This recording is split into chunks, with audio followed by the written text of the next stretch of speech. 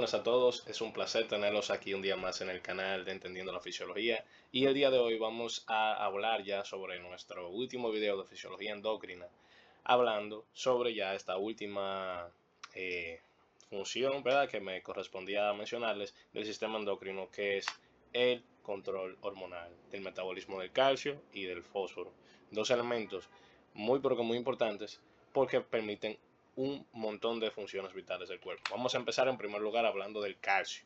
El calcio, si se recuerdan y hacen memoria, ¿verdad?, de todos los temas de fisiología que hemos visto, el calcio está envuelto en muchos procesos fisiológicos importantes. Desde la contracción muscular, desde facilitar algún transporte, desde permitir funciones extracelulares como mantener la osmolaridad. Tiene muchas funciones, al igual que otras moléculas también, pero tiene muchas funciones. Va a ser, en esencia, una molécula esencial para mecanismos de señalización intracelular. También va a tener, como ya dije, esas funciones extracelulares, y el control de la concentración de ese calcio, entonces, es vital para el cuerpo. Vamos a ver que todo este mecanismo de control entre el calcio y el fósforo, calcio y fosfato, ¿verdad?, va a estar mediado por tres hormonas dominantes, que son la 1,25 dihidroxicolecalciferol, que si se recuerdan en la primera clase del canal la mencionamos, y es la conocida como calcitriol o vitamina D en su forma activa. También vamos a ver que la hormona paratiroidea, PTH, es muy importante aquí, y la calcitonina, que realmente la función como tal de la calcitonina es algo incierta. Se sabe que antagoniza un poco lo que hace la hormona paratiroidea sin inhibirla, y que de todas formas ambas actúan en momentos distintos, pero se ha demostrado que realmente la calcitonina, que es producida por las células C o también conocida como células parafoliculares, ¿verdad?, en la tiroides, no se ha demostrado como tal una función dominante, ¿verdad?, porque simplemente basta con la producción de la PTH o inhibición de la PTH para hacer las funciones que haría en sí misma la calcitonina. Pero bueno, ¿cuáles son los órganos diana de cada una de estas hormonas? Los riñones, el hueso e intestino. Los riñones para evitar que se pierda calcio por la orina y en algunos casos fomentar la excreción de fósforo. En el hueso para aumentar la resorción ósea, para así aumentar los niveles de calcio, o por lo contrario, inhibir la resorción ósea cuando hay muchos niveles de calcio. Y en el intestino para favorecer la absorción de calcio a nivel intestinal. Ya ahora hablando del fósforo, básicamente si se fijan, la moneda energética del cuerpo humano es el ATP, y el ATP tiene fósforo, entonces nosotros somos fósforo, básicamente. También tiene otras funciones como un tampón biológico, si se recuerdan también la clase de renal, la que hablábamos del equilibrio ácido-base, mencionamos el mecanismo amortiguador del fosfato a nivel renal, que principalmente ahí es que se da dado a la pKa de la molécula de fosfato, ¿verdad? Y también tiene un rol modificador de proteínas, alterando diversas funciones, de que si se fosforila una proteína, pues esta puede activarse o inactivarse. Todo dependerá de la proteína que estamos hablando, la enzima, ¿verdad? El fósforo realmente es una molécula muy importante a nivel bioquímico, porque es la que nos permite saber cómo una enzima va a encontrarse activa o inactiva. Es muy interesante y es muy importante la función que cumple en el cuerpo. Bueno, ahora hablando de lo que viene siendo el balance del calcio y el fósforo a nivel corporal, es importante saber que un adulto joven va a tener alrededor de 1100 gramos de calcio en su cuerpo, de los cuales el 99% va a encontrarse almacenado en el esqueleto, porque sí, el esqueleto, como ya se dijo que la resorción ósea va a aumentar los niveles de calcio y de fósforo en el cuerpo, pues bueno, la resorción ósea tiene esa lógica, dado que el hueso tiene bastante calcio, es un reservorio abundante de calcio, prácticamente todo el calcio que tenemos en el cuerpo se encuentra ahí. ¿Qué pasa? Vamos a tener dos porciones, una porción de resorción o de aporte de calcio rápido y una porción que es más lenta, que depende más de la actividad de los osteoclastos y demás. La veremos más adelante. Lo que quiero que se queden por ahora es que vamos a encontrar dos formas en las que tendremos el calcio.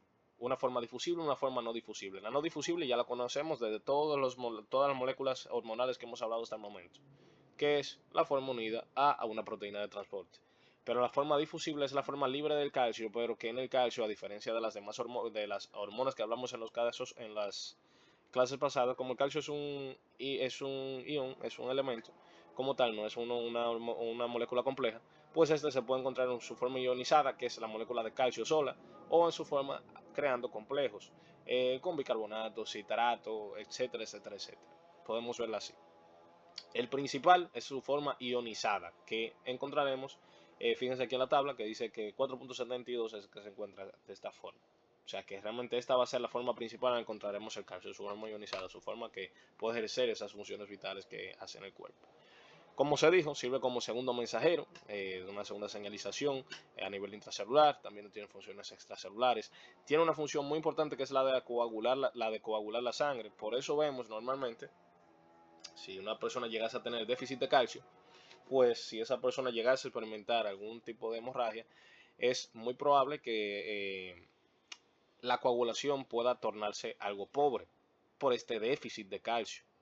A su vez también en las donaciones de sangre, si se fijan la bolsa de donar sangre, pues tienen un líquido, entonces este líquido principalmente lo que hace es, vamos a poner que se metaboliza, ¿verdad? Ese calcio que pertenece a la sangre para evitar así la debida coagulación de esta sangre y que ésta se mantenga en su estado, ¿verdad?, de fluido.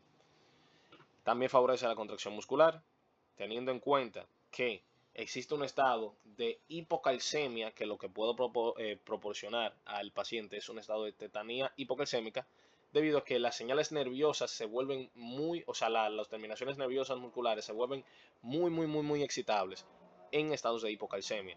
También en el estado de hipercalcemia entonces ocurre lo contrario, las personas tienen una debilidad hasta cierto punto porque pierden sensibilidad de estas células musculares y nerviosas. Por ende, ninguno de los dos extremos es favorable. No se debe tener ni poco calcio ni un exceso de calcio, siempre en los niveles exactos para que se puedan dar las funciones vitales normales, ¿verdad? También tiene múltiples efectos a la hora de nivel de regular los niveles electrolíticos y el pH. Es muy importante también saber esta parte. Ahora continuando con los tipos de calcio que vamos a ver en el hueso, que es lo que mencionaba hace un momento, vamos a tener una primera parte que es un reservorio rápidamente intercambiable, aproximadamente unos 500 milimol por día, 550, 500 milimol por día, se podrían intercambiar rápidamente. Este tipo de sistema, pues básicamente es el que te permite, gracias a la acción de la hormona PTH, ¿verdad? Es el que permite que cuando se detecten bajos niveles de calcio en sangre, pues se puede restablecer rápidamente esos niveles de calcio para que no haya un desequilibrio hemostático en diversas otras funciones que tiene el calcio. Pero hay otro sistema, que es donde se encuentra la mayor parte del calcio en hueso, que es la parte del reservorio de mayor calcio, que es de intercambio lento. En ese aproximadamente se pueden intercambiar por día 7.5 milimoles. Esto tiene una lógica de que fíjense que aunque se pueden liberar 500 milimol rápidamente, esto sirve para equilibrar ese desequilibrio, valga la redundancia, de calcio en el cuerpo en ese momento. Pero a largo plazo se necesita un control de dicha misma, o sea, de esa misma categoría en tiempo, que sea a largo plazo, para poder mantenerlo. Que sería entonces correspondiente a la activación de esa resorción ósea para liberar ese calcio de forma pulsátil, de forma continua, poco a poco. ¿Qué pasa? Esto también no es del todo favorable, pues hay estados patológicos en los cuales se fomenta que este estado de resorción ósea constante se vea bastante favorecido y puede crear lo que es osteoporosis. Se mencionó en el video de lo que es endocrino del sistema reproductor femenino que las mujeres tienen los estrógenos, que los estrógenos protegen a la mujer de la resorción ósea y favorecen la osteogénesis, así que hacen que tengan un desarrollo más rápido a nivel óseo, pero también fomenta el cierre temprano de la epífisis con la diáfisis. Pero este factor es clave para entender por qué entonces las mujeres luego de entrar en menopausia tienen alto riesgo de desarrollar osteoporosis, porque entonces este factor protector de la resorción ósea se ve inhibido y se cesa totalmente porque ya se pierde esa capacidad de la producción de estrógenos, que es ese protector contra el tejido óseo. Entonces ya se va a tener una mayor proporción de resorción frente a osteogénesis. Entonces, por eso hay un alto riesgo de generar osteoporosis. Pero esto obviamente también se dijo en ese video que mediante diversas consultas, ¿verdad?, al médico, la mujer puede crear un plan de acción para tratar de evitar que esa situación pueda llegar a agravarse y estar en esa situación, ¿verdad?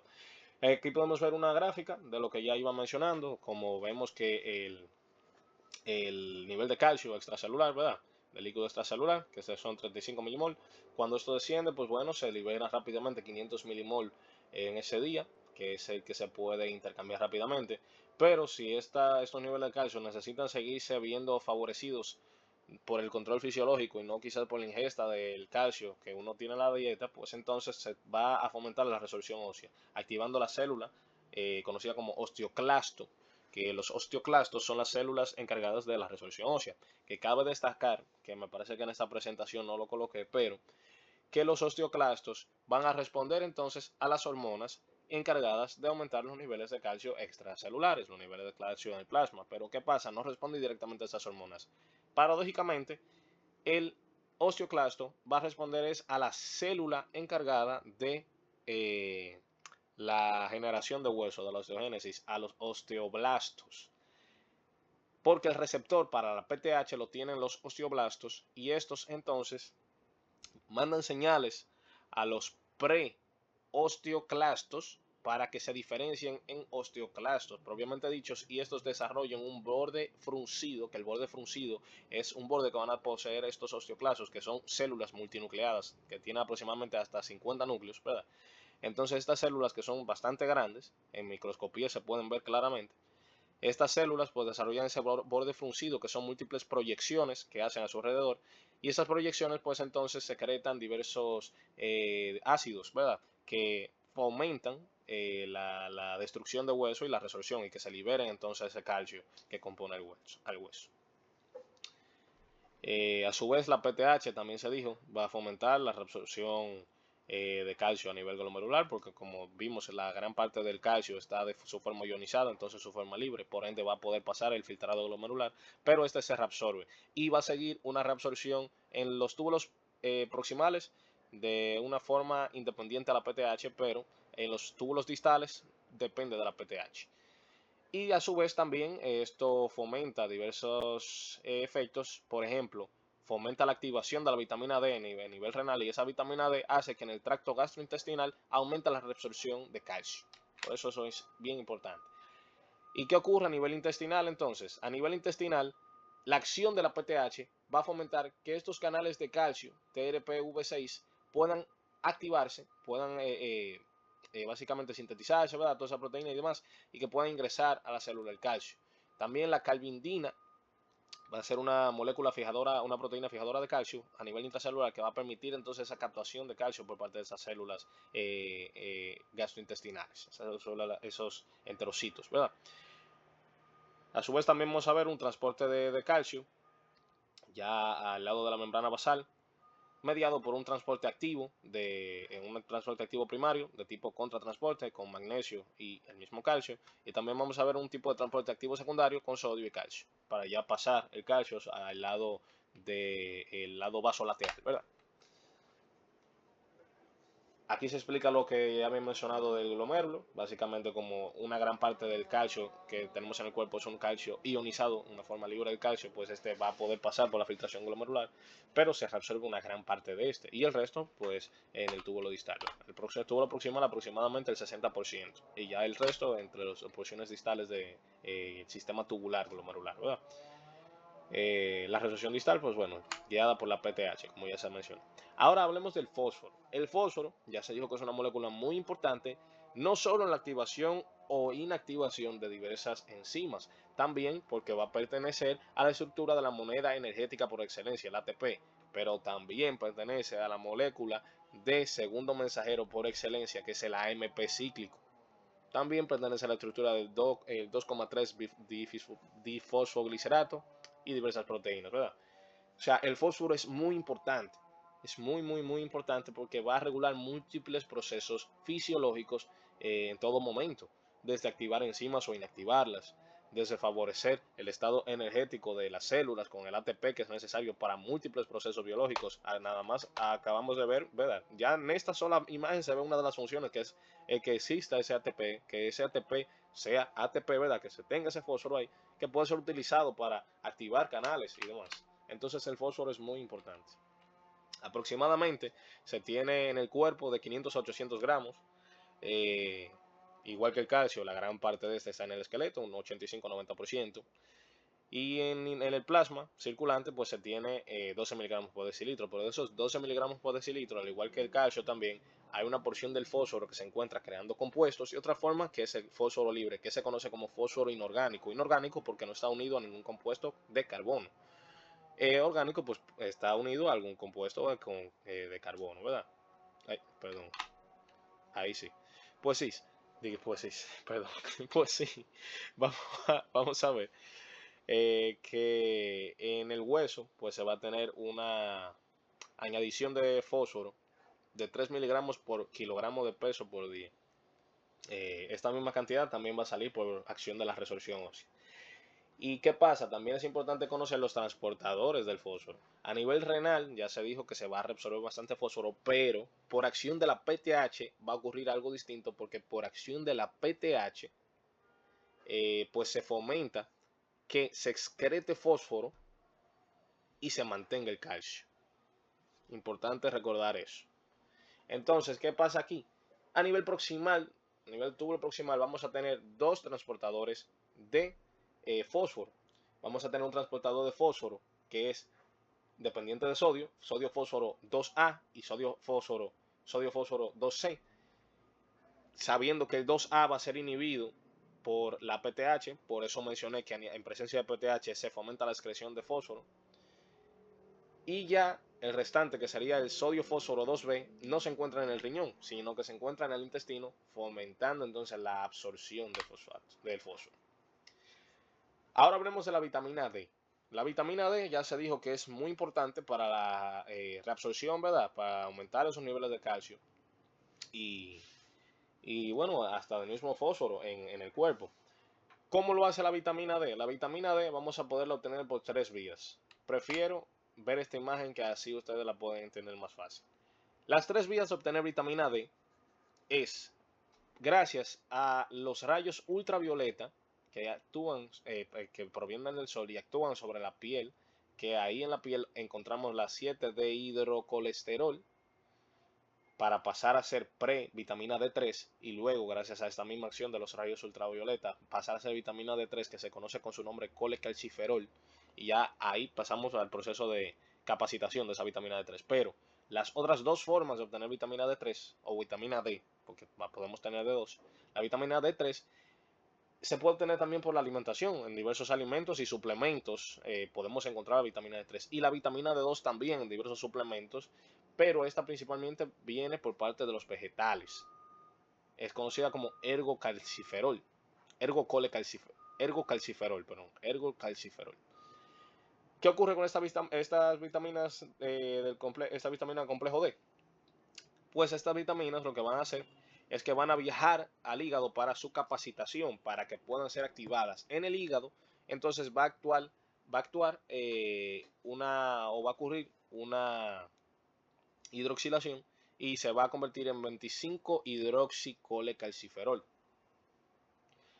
Luego esta molécula pues tiene que pasar al riñón, que en el riñón por acción de la PTH entonces es que se fomenta la verdadera activación de la vitamina D para formar 1,25 dihidroxicolecalciferol.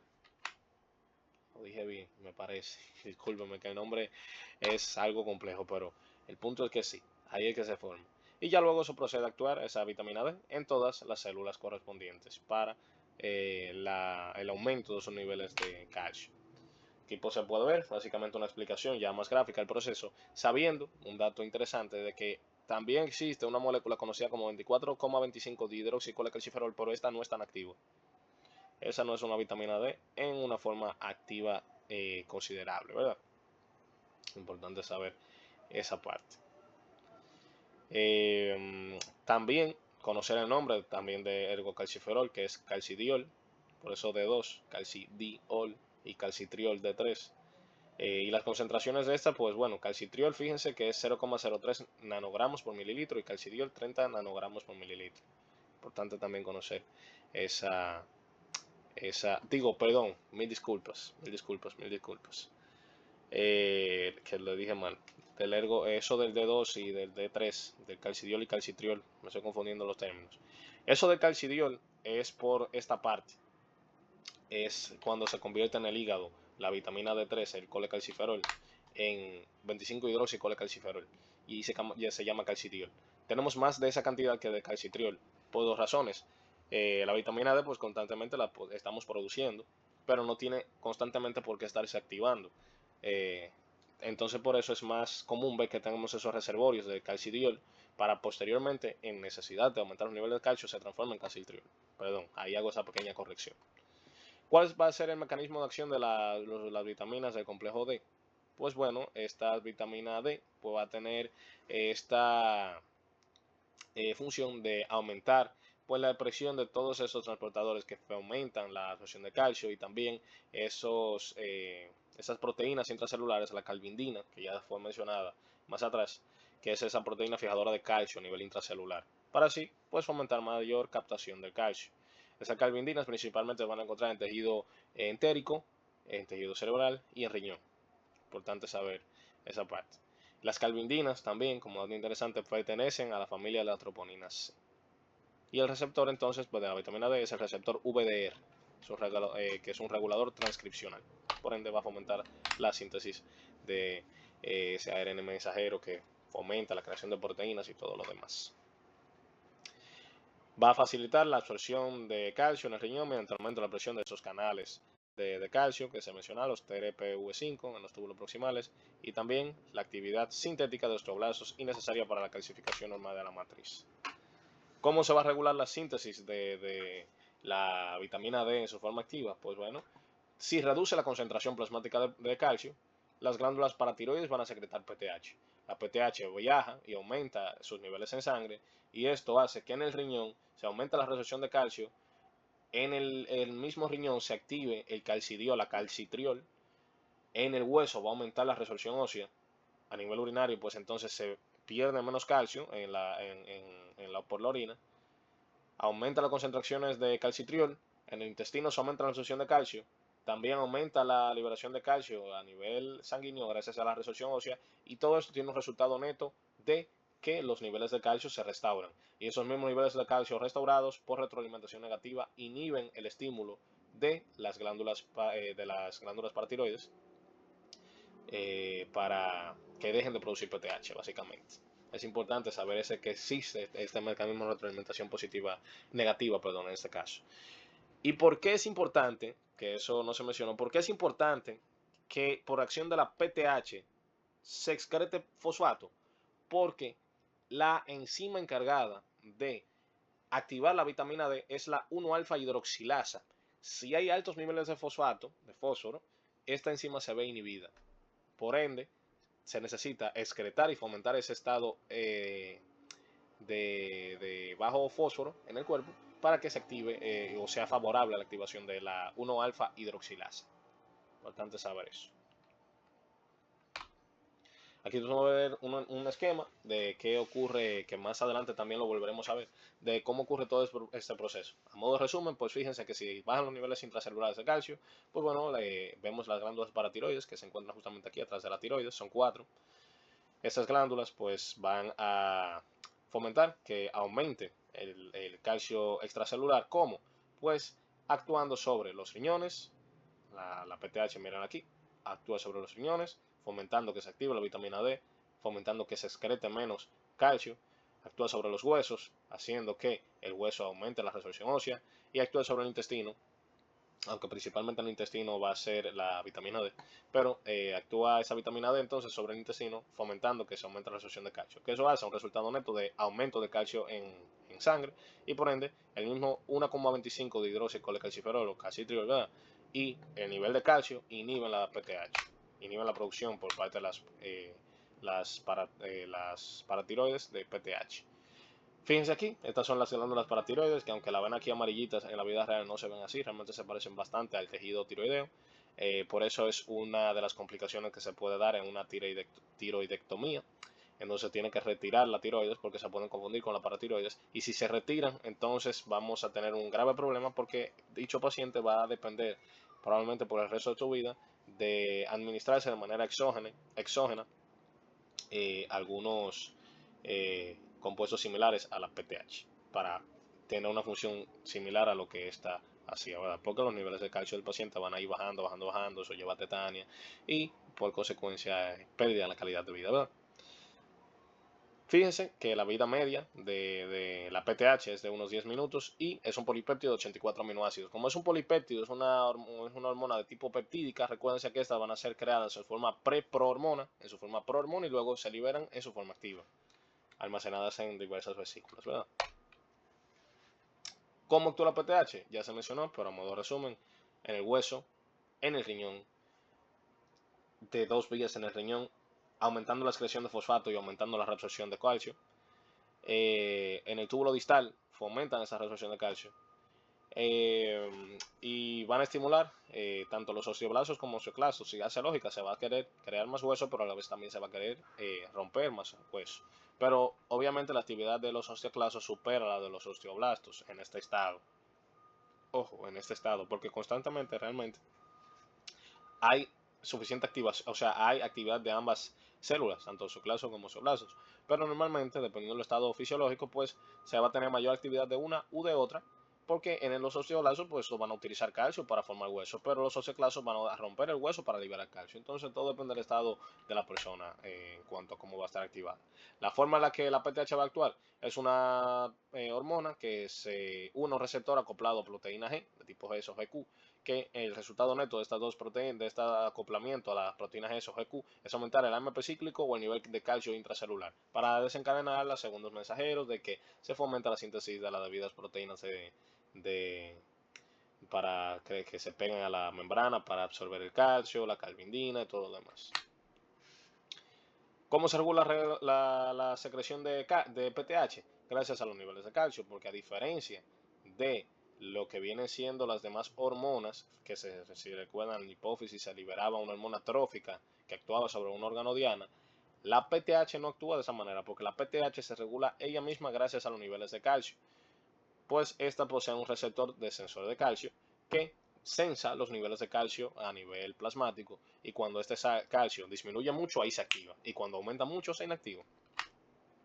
Ahora hablemos de la vecina, la calcitonina. Su función como tal es lo contrario a la PTH. En altos niveles de calcio, esta se activa y fomenta el que se bajen estos niveles de calcio, guardando más calcio, ¿verdad? E inhibiendo la reabsorción y favoreciendo la excreción por la orina y todo lo demás. Pero realmente, esta no se le, como ya dije en un inicio, no se le ha dado una función como tal, o no se ha encontrado una función dominante como tal en el control del calcio. Porque se ha demostrado que incluso sin calcitonina presente en un paciente, la regulación del calcio sigue siendo perfecta. Entonces realmente no se ha encontrado una función específica como tal, pero estas son de las funciones, ¿verdad?, que existen para esto. Es agonista de los beta-adrenérgicos, dopamina y estrógenos también la estimulan. Y la gastrina, la colecistoquinina, glucagón, secretina, también son estimuladores de estas células que secretan calcitonina, que son las células C o células parafoliculares del tiroides. Como ya se dijo, estas se encuentran en el tiroides, van a fomentar todas esas funciones. Fíjense que es hasta cierto punto antagonista, se podría decir, de la PTH, pero realmente no actúa una inhibiendo a la otra. Simplemente que si en lo que una saca, la otra entra, básicamente. No es como que una es antagonista de la otra. Sí hacen funciones opuestas, pero no es que una es, no, ninguna antagoniza a la otra de que la inhibe. Bueno, aquí se resumen más bien estas funciones que tiene la calcitonina, pero no me voy a parar mucho en eso, ya que, pues como ya le dije, ya se las expliqué y aparte no tiene un rol fisiológico exacto, entonces es incierta esta parte. Entonces, ¿cómo actúa la calcitonina? Pues la calcitonina, aquí la podemos ver, actúa inhibiendo esa resorción ósea, inhibiendo el favorecimiento de que a nivel gastrointestinal se reabsorba más calcio y favoreciendo también la excreción de calcio a nivel renal. Otras hormonas que son importantes en ese control del calcio y del fósforo a nivel plasmático, pues viene siendo los glucocorticoides, el cortisol. Me parece que en videos pasados mencioné el síndrome de Cushing, que el síndrome de Cushing es una condición en la cual se está produciendo de manera excesiva múltiples glucocorticoides por parte de las glándulas suprarrenales. Esto favorece la resorción ósea, pero fíjense que la favorece porque es una condición crónica. En estados agudos realmente reduce los niveles de calcio los glucocorticoides, pero pues en estas condiciones ya más crónicas pues ocurre eso, fomenta la resorción ósea y las personas tienen riesgo de desarrollar osteoporosis si esto se sigue manteniendo de una forma prolongada. Por otra parte, también inhiben la formación de hueso, dado a esa misma acción, ¿verdad?, de que se antagoniza la resorción con la osteogénesis, y reducen la absorción de calcio y fosfato en el intestino. Por ende, su excreción va a verse aumentada. Otras de las hormonas importantes viene siendo la hormona de crecimiento. Esta va a incrementar la excreción de calcio en la orina, pero va a incrementar la absorción intestinal del mismo calcio. Por ende, el balance en esencia va a acabar siendo que se gana más calcio, aumenta el nivel de calcio. Que a su vez, junto con lo que viene siendo el factor de crecimiento similar a la insulina 1, pues se fomenta, esta somatomedina C, fomenta que se forme más hueso. Y tiene lógica, porque esta hormona va a querer crear más tejido óseo para que crezca la persona. También otras hormonas importantes van a ser las hormonas tiroideas, que estas podrían empeorar incluso el síndrome de Cushing, porque estas pueden favorecer hipercalcemia y algunas veces pueden generar entonces esta osteoporosis. Y los estrógenos entonces es a lo contrario, eso ya se mencionó al principio, pero son los protectores de esa resorción ósea, pueden prevenir de la osteoporosis. Pero por esa misma razón, cuando las mujeres entran en menopausia, la hacen más propensas a poder desarrollar osteoporosis. Y la misma insulina también favorece la creación de hueso, por ende favorece estos estados de que el calcio se mantenga en niveles estables y altos en el cuerpo. Pues nada, ya terminamos la clase de endocrino, espero que la hayan pasado muy bien y nos vemos en la próxima entrega.